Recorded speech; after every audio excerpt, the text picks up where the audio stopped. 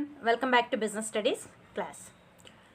So in directing we have seen two elements, that is one is supervision, how it is important in directing or how it will be helping the directing we have seen, and then even we have studied about motivation. As a manager you should be a good motivator, so that you have to identify the needs of your subordinates. In order to identify, we have to use the Maslow's hierarchy theory of need. That is, through that we can identify the exact need of an employee, and according to that we can use a right motivator so that he can be motivated. For that we have seen financial and non-financial motivators. Then the third important element is leadership. So in this particular topic we are going to learn general meaning of leadership and the features. By understanding the features you will come to know what is the nature of leadership, and you can make the differentiation between the nature of motivation and also your supervision. And then we are going to see the importance of leadership while directing. Let us start the topic. What is this leadership, or who is a leader? Okay, the one who leads the group is called a leader, isn't it? In the same way, what is this leadership? It is a process of influencing people. Influencing in the sense making them to follow, making them to listen to you. Okay, the process of influencing people to direct their efforts towards the achievement of some particular goal. So we know that organizational goals has to be achieved. That is the task of a manager, to see that all the employees of an organization has to target towards achievement of organizational goal. And it is not so simple, because people, your workforce will be of different kinds with the different expertise, and if you want to make everyone to focus over the achievement of organizational goal, it is not a simple task, to be frank. Hence we use supervision, that is you will be always overseeing their work, and you will start identifying their need and you will start motivating them. Apart from these two elements, even one more element is a leader or leadership. So through leadership you will be influencing people to follow what you say. You might observe many types of leader in the society. When we say about freedom fighters, they are the born leaders, we say. They made people to have a particular thought of having independence, freedom. Hence they have supported those leaders, and at last we got independence, isn't it? In the same way, a leader is one who makes people to feel what he actually wants them to feel. It is the way of influencing people to follow him. See, many times we will be influenced by many celebrities, isn't it? Why we are influenced by them? Because their act or the way how they are made us to follow them. So in an organization, a manager should be a good leader. He should able to influence the people, that is the subordinates, towards the achievement of organizational goal, because that is the task of a manager. Oh, who is this manager? The one who manages. What is this managing or management? Getting things done from the others, what we have learned in chapter 1. So at last the ultimate goal of a manager is to see that each and every employee of an organization work towards the achievement of organizational goal. Hence, what is this leadership? It is a process of influencing people to direct all their efforts, their work towards the achievement of organizational goal. See, many times what happens, as an employee I might be working in an organization, but my work is not targeted towards the achievement of organizational goal. Example I'll tell you. See, I might be teaching you business studies, right? So I am given a task of completing my subject within a particular period of time, so that the students grab entire knowledge of that and they are ready to face the exam. I am teaching the concept, but I am unable to complete that within the time. I am unable to give the right information to the students. What happens? The ultimate objective of students will not be fulfilled, and thus the ultimate objective of organization, that is making the students score highest or making them to secure state ranks, will not be achieved, Is it clear? So it is a manager who sees my work and he directs my work towards accomplishment of organizational goals. He knows what are the organizational goals and he influences me to work towards achievement of organizational goal. So when we see the nature and importance, you will clearly understand what is this leadership is. So second part says effective leadership involves the ability to inspire and influence the thinking, attitude and behavior of the subordinates, people in general. So if you are a good leader, you will influence people. If you are a good leader, your thinking, your attitude, that is your behavior will make people to follow you. So that is what effective leadership we say. So a manager should be a good leader also. Then what are the features of leadership? Or in general a leader, if you say. Okay, so when you see these features, as I say always, you will understand the nature of the concept. Okay, leadership influences others. Yes, if you are not influencing other, you are not a leader at all. Alright, so you are not having the quality of influencing. If you are unable to influence the people through any means, it means you cannot be a leader. So in an organization, a manager should be a good leader. It means he should influence the people. It is not that I just oversee them, it just not that I motivate them, even it should influence them. Can you make the difference? So overseeing is just checking whether they are doing as per the requirement or not, whether the order given is executed or not. That is what you are overseeing. When you say motivating, it means you are just making them, that is you are stimulating them to do something. You are through showing something, like through your financial and non-financial motivators, you are stimulating, that is you are forcing them to do something. But through leadership, what you are doing, you are influencing them. Here it is a way of motivating, but not in any ways. It is through your attitude, through your behavior, through your thinking ability, you are making them to follow you. That is the leadership. Then leadership brings changes in the behavior of others. Surely when you are able to influence others, it means they are able to follow you.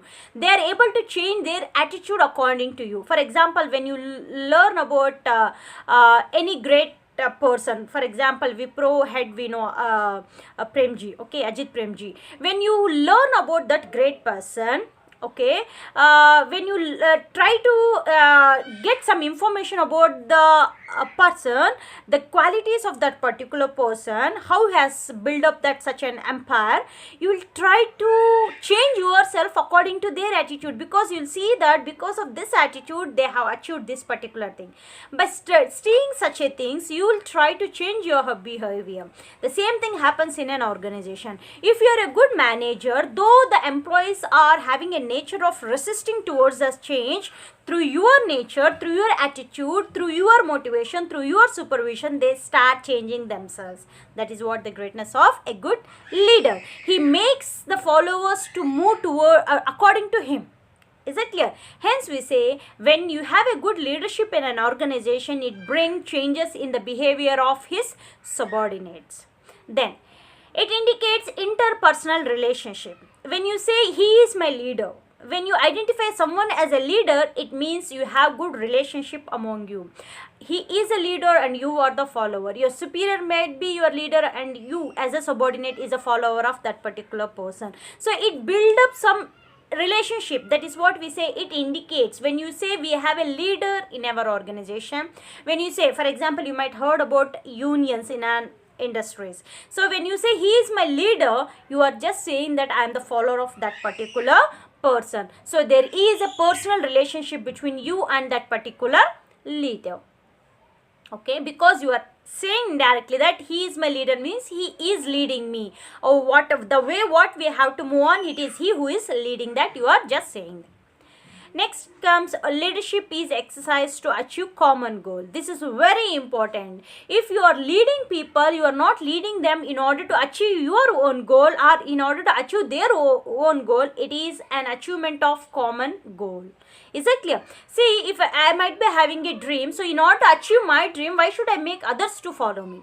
Is it clear? So when you say there is a leader and we are the followers of that particular leader, you are just saying that we are working for the common goal. As a leader, you have to focus on common goal, but that is what the many times we say that is absent in present leaders. They might be working for their own goal, they might be making people to follow them ignorantly. Actually, the followers may not know why they are following a particular person. Okay, so actually a good leader always focuses on common goal. See, when it is a matter of a manager, he is not concentrating on his goal, or he is not concentrating on the personal goals of the subordinates.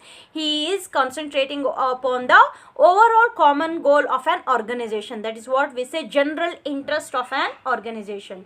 If you remember, one of the principle to a manager we have, that is always personal interest to be subordinated and the organizational interest or the general interest has to be given priority, should be highlighted. So it is a leader who always leads the people in order to achieve the common goal but not the personal goals.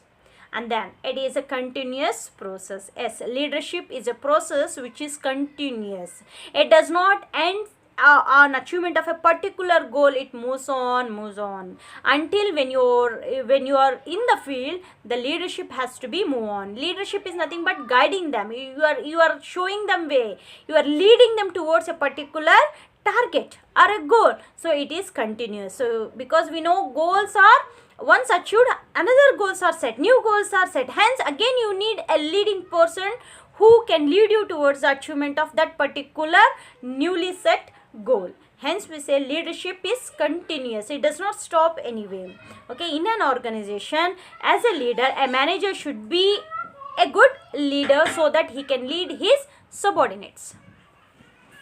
Next you have as importance of leadership. How leadership will be helping to a manager to direct his subordinates. You can see here, leadership influences behavior of people. This we have seen in the nature also. If a leader is effective, surely he'll influence the subordinates. So he'll bring changes in the employee attitude. We know that many things what organization want to go with the change, when they want to adapt the change, generally the employees resist the change because they are addicted to that particular situation. So when the changes has to be taken, generally they resist the change. But it is a leader, through his attitude he will be influencing the behavior of the people so that the smooth running of an organization can be achieved. Then leadership helps in maintaining personal relationship. So one of the feature we have seen that when you say leadership, it establishes interpersonal relationships. When you have a leader, it means you are a follower of that. He is leading you. So generally what happens? There establishes an interpersonal relationship. So through leadership, when you have a leader, generally he helps, that particular leadership will help in an organization to maintain personal relationships between the employees, because he'll be maintaining an environment where harmony and peace exists. Then leadership helps in introducing changes. As we know that when there should be a change, see, organization always lives in a dynamic environment because business itself lives in a dynamic environment. So if you want to continue with the business, your organization has to adopt the change, and if your organization has to adopt the change, generally employees has to accept the change, but generally they don't do that. But if there is a good leader in an organization, he'll influence the people to come out with the changes. So any new thing, if for example if they want to go with the change in the technology, so through leadership what happens, he prepares people in a mental way so that they can adopt the change easily. Leadership handles conflicts effectively. So where many number of people are there, generally in an organization number of people will be there, so their personal interest differs, their attitude differs, they might be from the different culture. So generally what happens, conflicts arises. But if you are a good leader, as a manager, if you are a good leader, you will maintain peace in an organization. In that way he even maintains conflicts and he sees that conflict does not arise. You can see in your group, if someone is very good, if having a good way of leading the people, generally he makes people to live in harmony, to move with peace. So that is the attitude of a leader. And even leader helps in training of employees. Generally, who is a leader? The one who leads, the one who directs the right path. So while he is doing that, while he is leading the employees, nothing but he is training the employees to move in a particular path, because he influences the subordinates. He makes them to change their attitude according to what he want to project. So this shows the importance of leader in an organization. If you have a good leader in an organization, he avoids conflicts, he maintains personal relationship, he brings change in the behavior of the people, and even he gives training to the employees. Especially, it may not be training programs, but the way he leads the people itself becomes a training to the subordinates. So once you understand the importance of a leader and leadership in an organization by knowing the features of leadership, see, if you want to be an effective leader, we'll be seeing in next class what qualities we have to possess. So once we try to possess that qualities, we can be a good leader and we can lead the subordinates. So apart from that, we have some styles of leadership. So depending upon the situation, a leader has to take a particular form of leadership style so that he can lead the subordinates in an effective manner. All those things we'll be seeing in our next class. Till then, take care. Bye bye.